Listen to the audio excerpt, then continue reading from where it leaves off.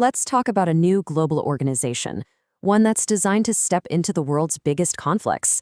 Now, what if I told you it was being led by one of the most talked about figures on the planet, United States President Donald Trump? Well, that's exactly what's happening with the Board of Peace, and believe me, it is sending shockwaves through the world of diplomacy. So what is this thing really? Is it a bold new way to finally solve conflicts, starting with a real plan for Gaza? Or is it something else entirely? A direct challenge to the United Nations itself? That's the huge question at the heart of this whole thing, and we're going to break it down.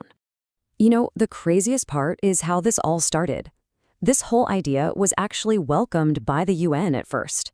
So how did it go from that to a massive global controversy? Well, it all happened incredibly fast. Okay, so it all kicks off in September 2025. President Trump pitches this idea for a new group to manage post-war Gaza. It gets some real momentum, and by November, the UN Security Council even passes a resolution giving it a thumbs up. But then, January 2026 happens. The official charter drops, and suddenly everyone realizes, wait a minute, this isn't just about Gaza. This is a permanent global thing. And that is when the alarm bells really started going off.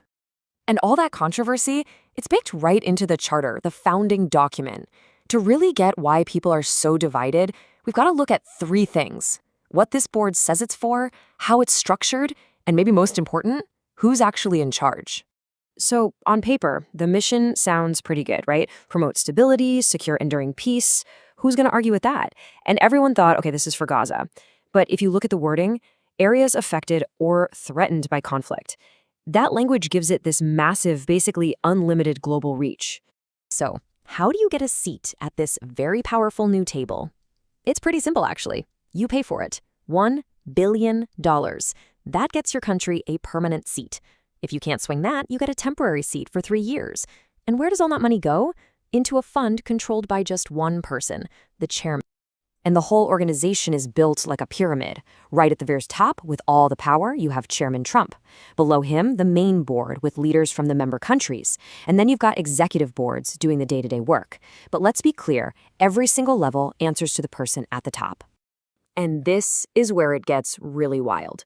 The charter doesn't just create an office, it literally names the person. Chairman Trump. He's in it for life. He alone decides which countries are in or out. He alone can create new committees or get rid of old ones. He sets every agenda. And get this, he gets to pick who replaces him. This isn't just power, it's total, absolute control. So, as you can imagine, a setup this radical has basically split the world right down the middle. You've got some countries rushing to sign up, while a lot of America's oldest and closest allies are basically saying, no way. And yeah, that split is pretty stark.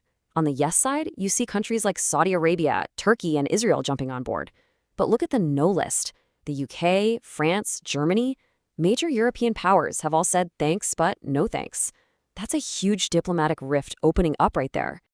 Okay, so what's really driving all this pushback? The criticism is pointed, and it really comes down to a few major, explosive issues. I think The Guardian really nailed it when they called it a Trump-dominated pay-to-play club. That's the fear, right? That a $1 billion price tag turns global diplomacy into a transaction. It's less like the United Nations and more like some exclusive VIP club. But for countries like France, the worry goes even deeper. They're saying this isn't just an alternative to the UN. It's a direct threat to it. I mean, it operates without any treaty, with zero real accountability, and it looks like it was designed specifically to make the UN irrelevant. And here is a truly stunning piece of irony. For an organization created specifically to solve the Gaza crisis, there are almost no Palestinians in positions of power. They're not on the main board, they're not on the powerful executive board, they're on a lower-level committee. So the very people whose future is on the line have no real say in the decisions being made.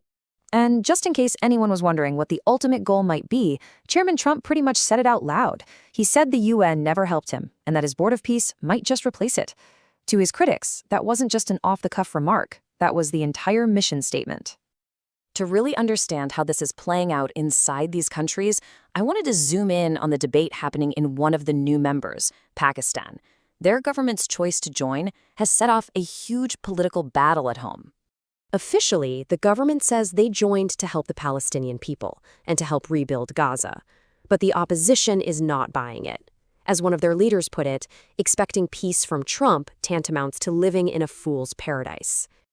And the opposition's arguments sound a lot like the global ones we've been hearing. They're saying the decision was made undemocratically, that it weakens the UN, and that it completely ignores history. One critic even brought up past interventions in Afghanistan and Iraq, asking, wherever they go in the name of peace, they leave destruction behind. So at the end of the day, we're left with this massive question.